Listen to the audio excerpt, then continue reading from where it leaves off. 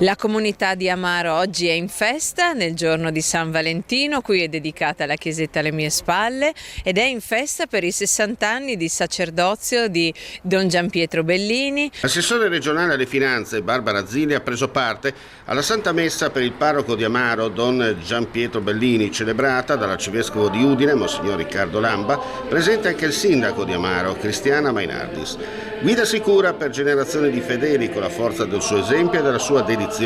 fin dai tempi dell'Orcolat, quando seppe incoraggiare la comunità, promuovere iniziative di solidarietà e coinvolgere associazioni e gruppi locali in una ricostruzione che non poteva essere solo materiale. Amaro si è stretta attorno al suo amato parroco nella chiesa di San Valentino, il santo degli innamorati, scudo contro le epidemie e le malattie. Un grazie a Don Bellini, pastore e guida per una storia di vita vissuta insieme ai suoi fedeli nella prossimità e nella solidarietà, che è l'unico modo per tenere salde le radici e costruire speranza e futuro. A tutti, soprattutto ai nostri giovani,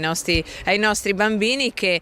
grazie a questa unione possono trovare linfa per tutte le loro attività, e un centro come quello di Amaro con questa forte collaborazione è molto attivo e vitale, quindi il plauso dell'amministrazione regionale per una comunità che continua a credere nella propria gente, nelle proprie tradizioni e quindi nel suo futuro.